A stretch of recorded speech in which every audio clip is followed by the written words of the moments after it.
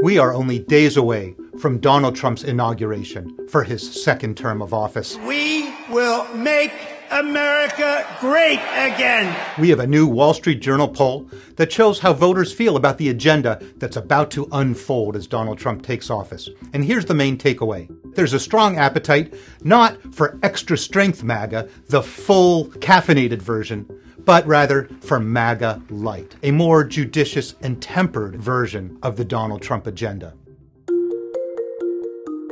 Donald Trump has promised, "We will seal the border, stop the invasion, and launch the largest deportation effort in American history." When we ask which undocumented immigrants should be deported, more than 70% say focus only on those who have a criminal history. If someone has been in this country for a long time, has paid taxes, and has no criminal history, 70% of voters in our survey say do not try to remove that person. But Trump's immigration agenda goes beyond deporting undocumented immigrants.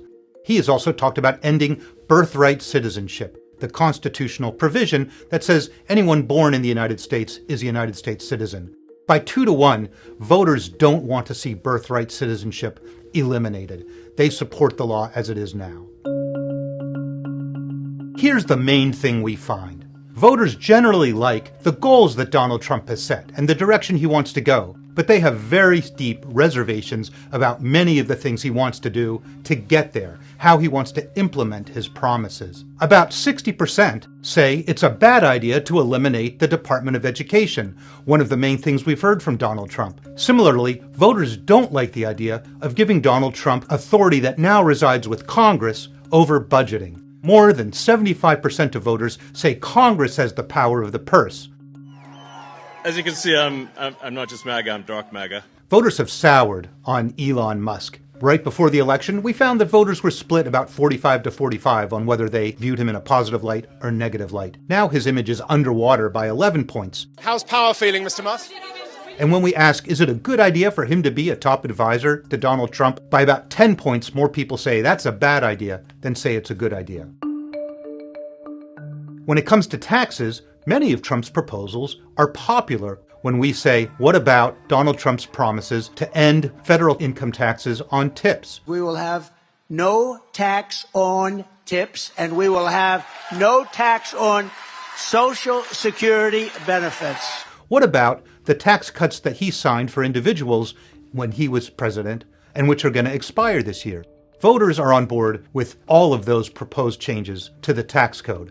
But when we ask, would you support this tax cut if it means raising the national debt, then narrow support for these tax cuts turns to narrow opposition. As Congress takes up the tax cuts, how they're presented to the public, and whether the public sees trade-offs in the form of weakening federal social service programs or raising the national debt, will be important. Donald Trump won a substantial victory in the Electoral College, and he's claimed an unprecedented and broad mandate to govern. But keep in mind, he didn't win a majority of the popular vote. He got more votes than Kamala Harris, but fell below 50%. And many people who voted for him tell us that they voted for him because they want prices to come down. They want life to be more affordable, and they want chaos at the border with Mexico to end. But beyond that, their support for Donald Trump is conditional. It depends on how he carries out his vision. And even though they like the direction that he's heading, this poll shows plenty of warning signs for the incoming president if he overreaches what they see as his mandate in the course of carrying out his goals.